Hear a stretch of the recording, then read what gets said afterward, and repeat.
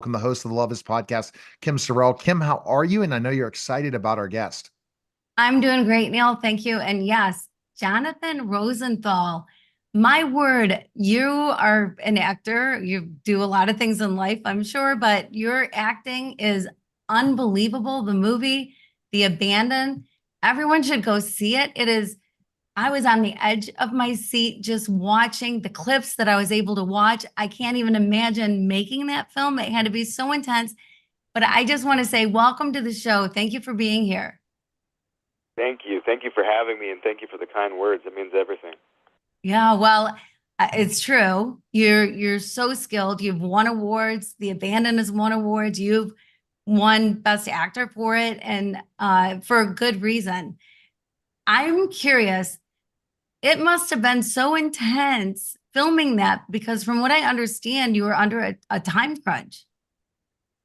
Yeah, we had 15 days to film a whole movie, which for those listening, typically rule of thumb is you shoot about one page a day in a script, and we were shooting anywhere from 7 to 8 pages a day on any given day. So it was beyond the emotional elements and feats that it involved as an actor. It was also just physically taxing. That's crazy. I mean, so kind of what you're saying is basically, especially a sci-fi, you got to get it in one shot if you're doing it in 15 days, right? In moments, there were definitely moments where it was, hey, we have two, maybe three takes on this, and we got to move on. So you got to, if you don't make this, we don't have a movie.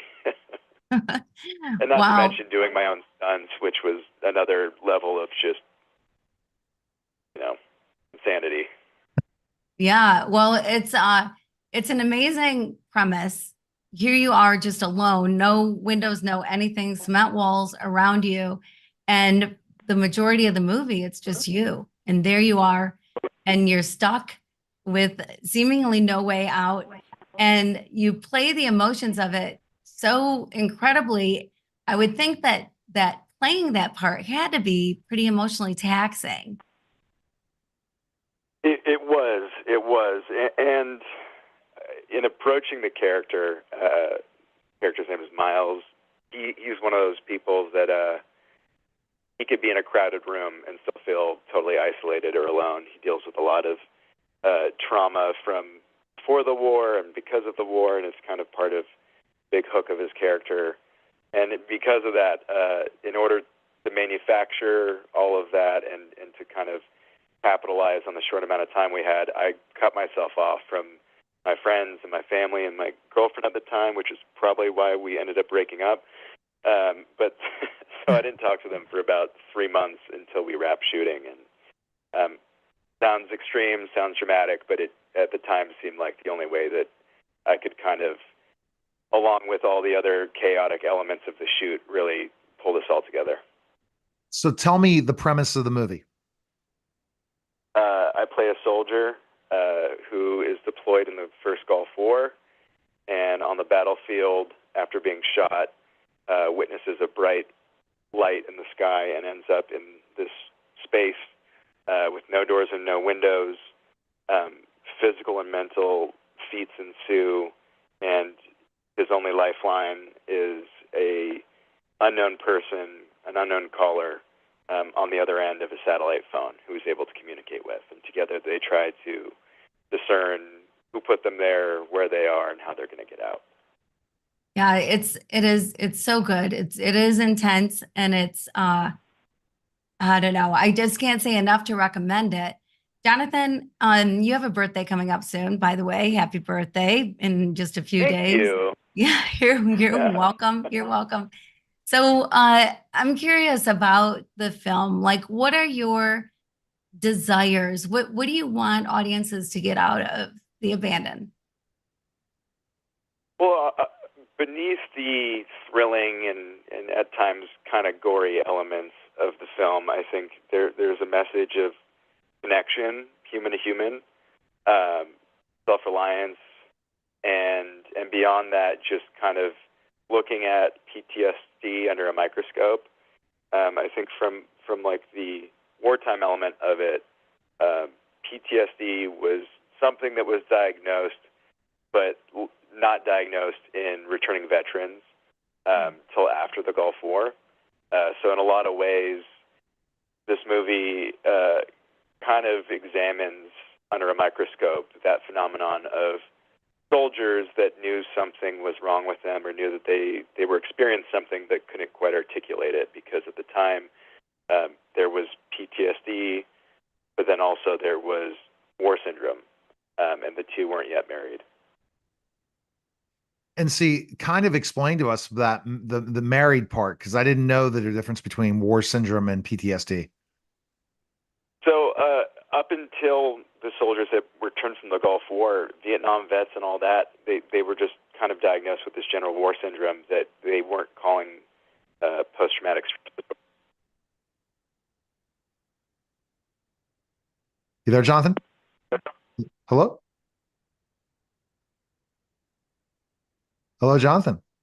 All right, so Kim, I guess we'll continue to talk, see if he just jumps back on or we lose him.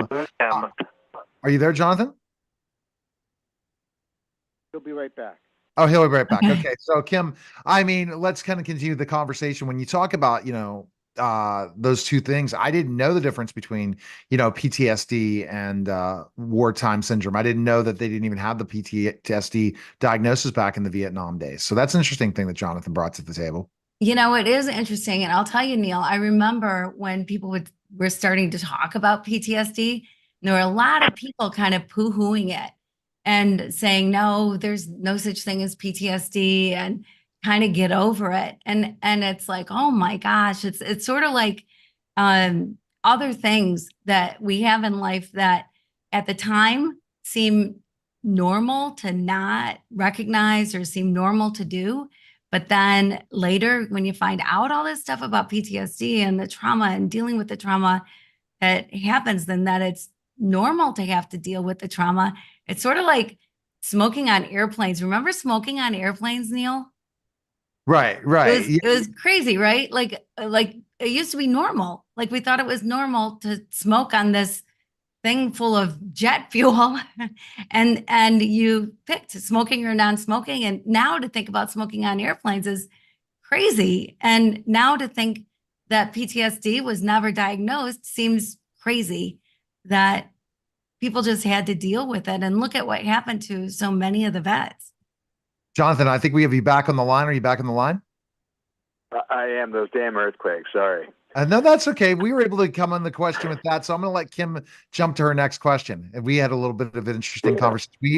We have that. I guess. I mean, I've done so many shows, and Kim's done so many shows. We can just kind of talk about things, and we get right back to the conversation. Go, Kim, with your next question. Yeah, Jonathan, we were talking about war syndrome and PTSD, and just saying how it seems so odd now that not that many years ago, people were sort of poo-hooing PTSD and saying, oh, it's not real, it's not a thing, just kind of get over it, move on. And now, with so much that we know about trauma and about PTSD, it's hard to fathom that we were ever that ignorant about it. 100%. But also it kind of exposes the young nature of medicine. I mean, 100 years ago, they were treating people with leeches. So if you look at the bell curve, it makes sense that we're taking these big leaps and strides in a way that in our lifetime we can look back not that long ago and go, wow, it's crazy the way we misrepresented or mistreated, but in the medical sense, treated people with serious afflictions. And I started thinking about this more when you talk about this, is that we think that human beings can deal with trauma seriously and not give them, just say, okay, anyone who's in a really difficult, dangerous job that there's trauma, lots of different sadness and different emotions, how they are able to take it home to their families. We have to come up with a better way to have more resources available for them when they do come back to civilian life or other ways. One of my clients talks about military transitions. He has a podcast called Vet SOS Podcast, and it talks about all the transition stories of veterans. So a lot of ways we have to fix this problem by coming up with better resources. And I think you bringing this up in this interview is very important. 100%. Well, and I think the nature of it is that because now it's part of the public conversation, it makes it easier for people to ask for help. Where once upon a time, it felt like this swept under the rug sense of embarrassment when you looked at like the mentality of those generations of be a man and stick your chest out and take it on the chin and deal with it. I think that there were a lot of people out there that were afflicted that didn't know what to call it, didn't know how to ask for help with it, and were afraid to do so. All right, Kim, go to your love question. I'm sure he has definitely some things to share about that. So, Jonathan, I dedicated a full year to figuring out the true meaning of love. And I was in Haiti the majority of the time that I was doing it. So it was sort of like a war zone. I was there after the earthquake that killed 200,000 people. And there was a lot of trauma going on there, I got to say. But when I was figuring out love, I figured out so many things that I never knew about love, like surprising things about love. And so I'm always curious what people's definition of love is and how it plays a role in your life. What a hard question that I'm going to backpedal until I can think of an answer on. My definition of love would be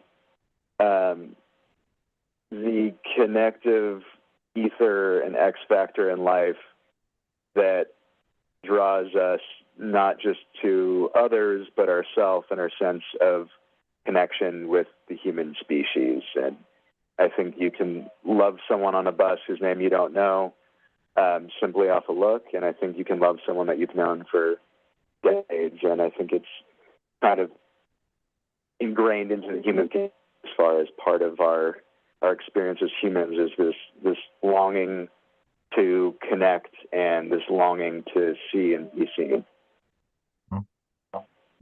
Great answer. Jonathan, where people can check out the movie where now? What's the best place right now? So it's in theaters from now until the 25th. It's on demand July 30th. And you can check us out on Instagram at The Abandoned Movie or on page at Johnny Kilrose, Jonny. All right. Thanks again, Jonathan. Appreciate it. Thanks for having me on. Thanks, All right. guys. That was a special simulcast of the Neil Haley Show.